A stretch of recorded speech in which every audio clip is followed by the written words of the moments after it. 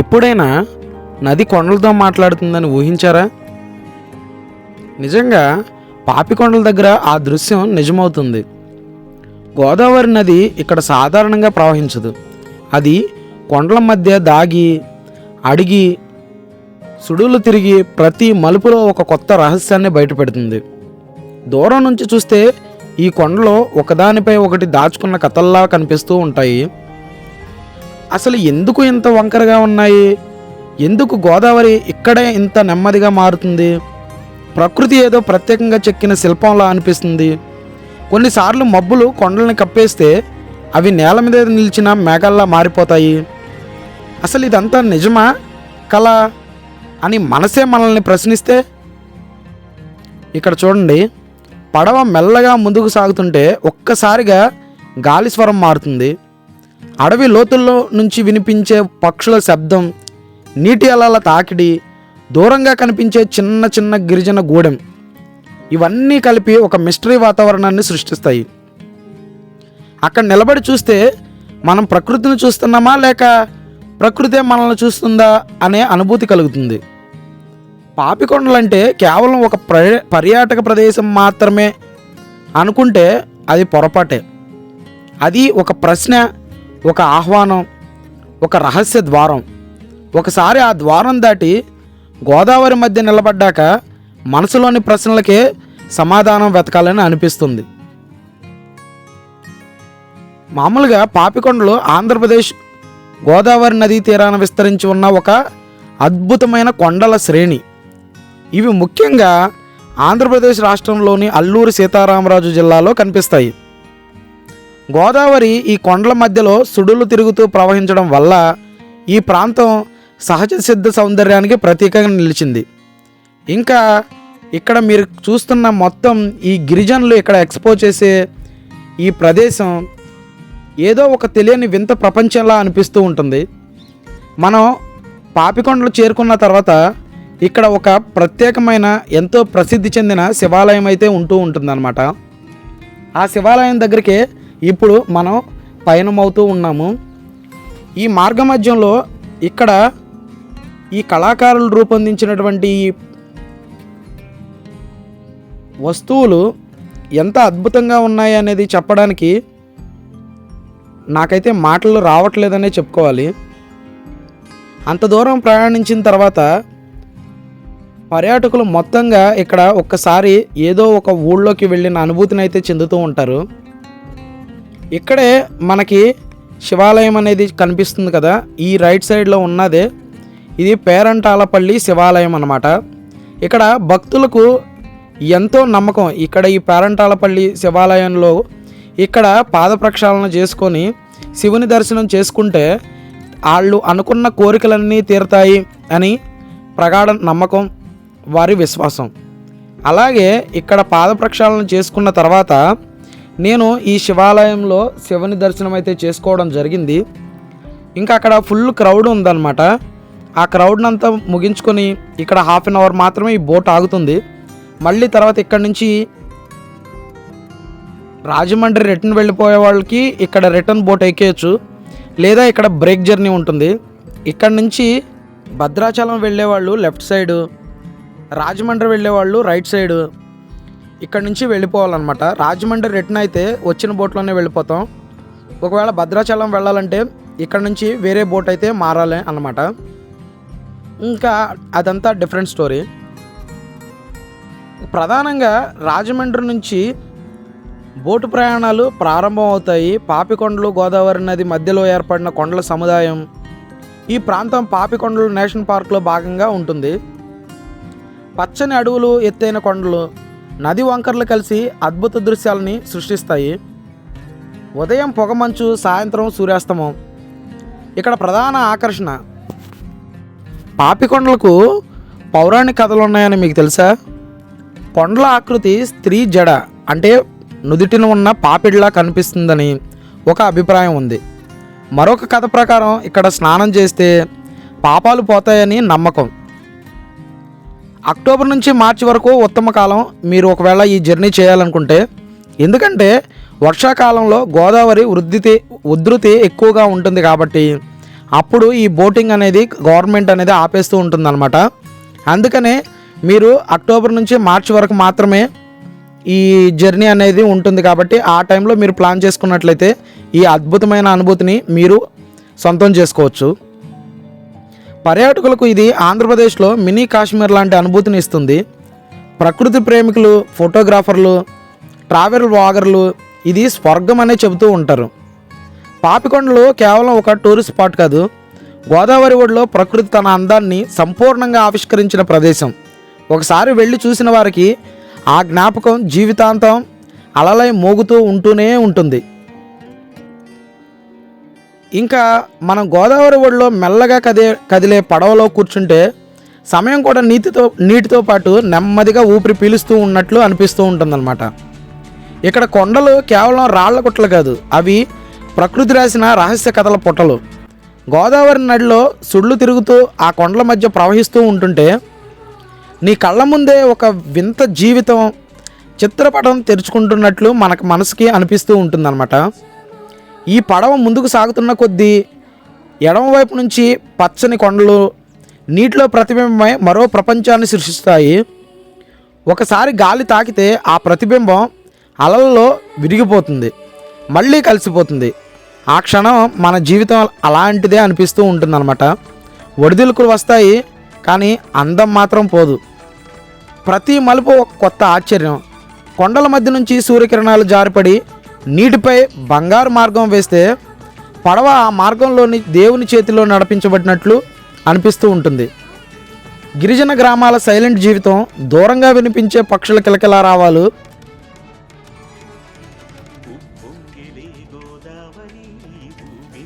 ఇంకా మనం ఈ గోదావరి నది భారతదేశంలో గంగ తర్వాత రెండవ అతిపెద్ద నది. దాదాపు 1465 కిలోమీటర్ల పొడవుతో ఇది దక్షిణ భారతదేశానికి జీవనాధారం. దక్షిణ గంగా అని కూడా పిలుస్తారు. ఇది గోదావరి నది అనేది మహారాష్ట్రలోని త్రింబకేశ్వర్ వద్ద నాసిక్ సమీపంలోని బ్రహ్మగిరి పర్వతాల్లో ఉద్భవిస్తుంది. అక్కడి నుంచి మహారాష్ట్ర, తెలంగాణ మీదుగా ఆంధ్రప్రదేశ్ నుంచి చివరికి బంగాళాఖాతంలో కలుస్తుందన్నమాట. హిందూ పురాణాల ప్రకారం గోదావరి గంగాదేవి అవతారంగా భావిస్తారు. మహర్షి గౌతముని తపస్సు వల్ల గంగ ఇక్కడ అవతరించిందని కథనం. అందుకే దీనిని గౌతమి అని కూడా పిలుస్తారు. ప్రతి 12 సంవత్సరాలకు జరిగే గోదావరి పుష్కరాలు అత్యంత పవిత్రమైన పండుగగా తెలుగు రాష్ట్రాల్లో చేసుకుంటూ ఉంటారన్నమాట. శాతవాహనుల కాలంలో గోదావరి తీరాలు వాణిజ్యానికి, వ్యవసాయానికి కేంద్రంగా నిలిచాయి. రాజమండ్రి పూర్వనామం రాజమహేంద్రవరం అనేది చాళుక్యుల కాలంలో విద్య, సాహిత్య కేంద్రంగా ఎదిగింది. గోదావరి తీర ప్రాంతం తెలుగు సంస్కృతికి మూలస్థానం. British engineer sir Arthur Cotton నిర్మించిన ధవళేశ్వరం బ్యారేజ్ 1852 గోదావరి డెల్టాను సస్యశ్యామలం చేసింది. దీనివల్ల లక్షల ఎకరాలు సాగునీటిని పొందాయి. ఇది ఆంధ్రప్రదేశ్ను అన్నపూర్ణంగా మార్చేసిందంటే అతిశయోక్తి కాదు. ఇప్పటికీ కూడా ఆ ధవళేశ్వరం బ్యారేజ్ ముందు ఎంటర్ అవుతున్నప్పుడు సర్ ఆర్థర్ కాటన్ నిర్మించినటువంటి ఈ ధవళేశ్వరం బ్యారేజ్ గుర్తుగా ఆయన విగ్రహాన్ని చూసినప్పుడు అనిపిస్తూ ఉంటుంది, మన తెలుగు వాళ్ళు వేరే విదేశీ జాతీయుడినైనా సరే మనకి మంచి చేస్తే అతన్ని దేవుళ్ళ ఎలా స్మరించుకుంటారు అన్న విషయం నాకు అప్పుడప్పుడు మంచి ఒక ప్రేరణ కలగజేస్తూ ఉంటుంది. పోలవరం ప్రాజెక్టు ఆంధ్రప్రదేశ్లో భారీ జలవనరుల ప్రాజెక్టు, శ్రీరామ్ సాగర్, జైక్వాడి వంటి ఆనకట్టలు మహారాష్ట్ర, తెలంగాణలో ఉన్నాయి. ఆంధ్రప్రదేశ్లో గోదావరి విస్తృత డెల్టాను ఏర్పరిచి బంగాళాఖాతంలో కలుస్తుంది. ఈ డెల్టా ప్రాంతం దేశంలో అత్యంత సారవంతమైన భూముల్లో ఒకటి. ఇకపోతే పుష్కరాలు లక్షలాది భక్తులను ఆకర్షిస్తూ ఉంటాయన్నమాట. గోదావరి తీరాలు కవులు, సాహితీవేత్తలు, సంగీత కళాకారులకు ప్రేరణ. పాపికొండలు వంటి ప్రకృతి అద్భుతాలు ఈ నదికి ప్రత్యేకతను చేకూరుస్తూ ఉంటాయి. ఈ గోదావరి నది సుమారు 1465 కిలోమీటర్ల, భారతదేశంలో రెండవ అతిపెద్ద నదిగా దక్షిణ గంగా అనే బిరుదును పొంది ఈ గోదావరి నది ప్రవహిస్తూ ఉంటుంది. గోదావరి నది అంటే కేవలం ఒక నది కాదు, అది వేల సంవత్సరాల చరిత్రను మోసుకుంటూ ప్రవహించే సంస్కృతి ప్రవాహం. రాజ్యాలు మారాయి, కాలం మారింది, కానీ గోదావరి మాత్రం నిరంతరం ప్రవహిస్తూ దక్షిణ భారతదేశానికి జీవం అందిస్తుంది. మనం చూసే ఈ గోదావరి ఒక ప్రవాహం, పాపికొండలో ఒక గోడలా నిలిచిన గంభీరత. ఈ రెండూ కలిసిన చోట ప్రకృతి తన అత్యంత అందమైన అధ్యాయాన్ని రాసింది. గోదావరి ఇక్కడ సాధారణంగా ప్రవహించదు, అది కొండల మధ్య జారిపోతూ ప్రతి మలుపులో కొత్త రూపం దాల్చుతుంది. పాపికొండలు నదిని ఆపవు, కానీ దారి చూపుతాయి. అది అలలు కొండల గుండెల్ని తాకినప్పుడు ఆ ప్రతిధ్వని గాల్లో మృదువుగా మారుతుంది. పగటిపూట సూర్యకాంతి కొండల మీద పడితే అవి పచ్చని వెలుగులో మెరుస్తాయి. అదే కాంతి గోదావరిలో ప్రతిబింబిస్తే నీరు బంగారు ధరలా కనిపిస్తూ ఉంటుంది. సాయంత్రం మబ్బులు కొండలపైకి దిగివస్తే గోదావరి నిశ్శబ్ద అద్దంలా మారుతుంది. ఆ అద్దంలో ప్రకృతి తన స్వరూపాన్ని చూసుకుంటున్నట్టు ఉంటుందన్నమాట. పడవ ప్రయాణంలో ఒకవైపు కొండల గంభీరత, మరోవైపు నది నెమ్మది. ఈ వ్యత్యాసమే ఈ ప్రాంతాన్ని ప్రత్యేకంగా నిలబెడుతుంది. గోదావరి చలనం, పాపికొండల స్థిరత్వం, ఇవి కలిసి జీవితం ఒక గాఢమైన సందేశం చెబుతాయి. ప్రవహించాలి, కానీ మూలాలను మరవకూడదు. గోదావరి పాపికొండలు కలయిక కేవలం ఒక దృశ్యం కాదు, అది ఒక అనుభూతి, ఒక సాహసం, ఒక ప్రశాంతత. ఒకసారి ఆ మధ్య నిలబడి గాలి పీలిస్తే మనసు కూడా ఆ ప్రవాహంతో కలిసి దూరం వెళ్ళిపోతుంది. మీరు ఇప్పుడు చూస్తున్న గోదావరి నది ఒడ్డున పాపికొండల సమీపంలో ఒకప్పుడు జీవంతో కళకళలాడిన గిరిజన గ్రామాలు ఇప్పుడు నిశ్శబ్దంగా నిలిచిపోయిన జ్ఞాపకాలుగా మారిపోయాయి. ముఖ్యంగా పోలవరం ప్రాజెక్టు ప్రభావంతో కొన్ని గ్రామాలు ఖాళీ చేయబడ్డాయి. ఖాళీ అయిన గ్రామాల కథ ఇవన్నీ సాధారణ గ్రామాలు కాదు, ప్రకృతితో కలిసి జీవించిన చిన్న ప్రపంచాలు. మట్టి ఇళ్ళు, చెక్కతో చేసిన తలుపులు, గోదావరి అలల శబ్దంతో నిద్రపోయే రాత్రులు, ఇవన్నీ అక్కడ జీవితం. కానీ పోలవరం ప్రాజెక్టు కారణంగా నీటి మట్టం పెరగబోవడంతో ప్రభుత్వం పునరావాస కార్యక్రమాలు చేపట్టింది. గ్రామస్తులు తమ పూర్వీకుల భూమిని, దేవాలయాలను, జ్ఞాపకాలను వదిలి కొత్త చోటుకు వెళ్లాల్సి వచ్చింది. కొన్ని చోట్ల ఇప్పటికే ఖాళీ అయిన ఇళ్ళు, పాడైపోయిన గోడలు, మూసివేసిన పాఠశాల భవనాలు కనిపిస్తాయి. అక్కడ గాలి వీచిన ఒక విచిత్రమైన శబ్దం అనిపిస్తూ ఉంటుంది. ఒకప్పుడు పిల్లల నవ్వులు వినిపించిన ప్రదేశం ఇప్పుడు గోదావరి అలల స్వరమే వినిపిస్తూ ఉంటుంది. పాపికొండల అందాల మధ్య ఈ ఖాళీ గ్రామాలు ఒక ప్రశ్నలా నిలుస్తాయి. అభివృద్ధి కోసం ఇచ్చే త్యాగం ఎంత లోతైనదో గోదావరి ఇంకా ప్రవహిస్తూనే ఉంటుంది. కొండలలాగే అలాగే నిలిచే ఉన్నాయి, కానీ అక్కడి మనుషుల కథలు మాత్రం మరో ప్రదేశంలో కొత్తగా మొదలయ్యాయి. బోటు ప్రయాణంలో కొన్నిసార్లు ఈ పాత గ్రామాల అవశేషాలు కనిపిస్తాయి. పర్యాటకులు అవి కేవలం ఫోటో స్పాట్లా అనిపించవచ్చు, కానీ వాటి వెనక ఒక సమాజం, ఒక సంస్కృతి, ఒక జీవన విధానం ఉంది. గోదావరి ఒడ్డున ఖాళీగా నిలిచిన ఆ ఇళ్ళు మనకు గుర్తు చేస్తాయి, నది ప్రవహిస్తుందని, కొండలు నిలుస్తాయని, కానీ మనిషి జీవితం మాత్రం మార్పుల మధ్య సాగుతుందని. ఎంత విచిత్రమో కదా.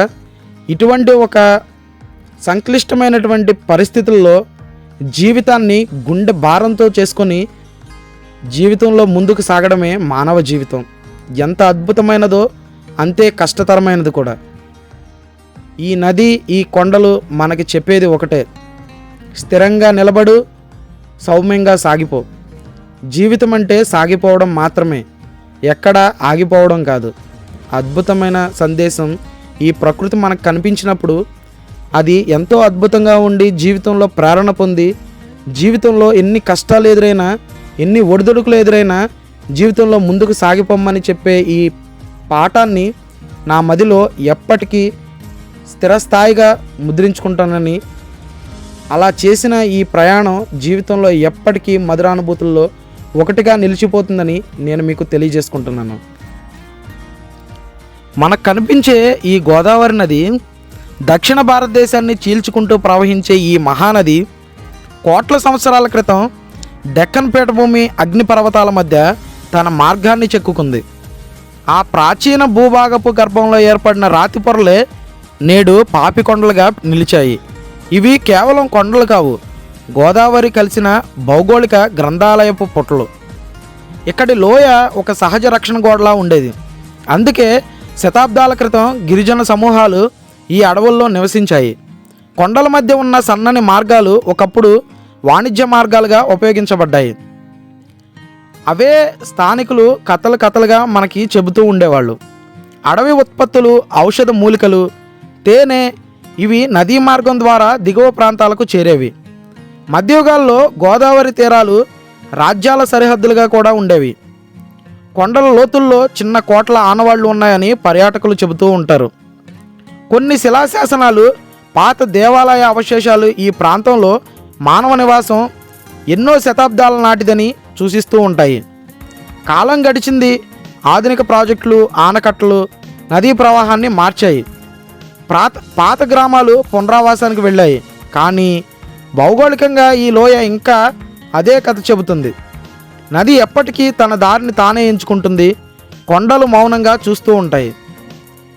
ఈ వీడియోలో మనం ఇప్పటి వరకు చూడబోయేది కేవలం ప్రకృతి అందాలు కాదు.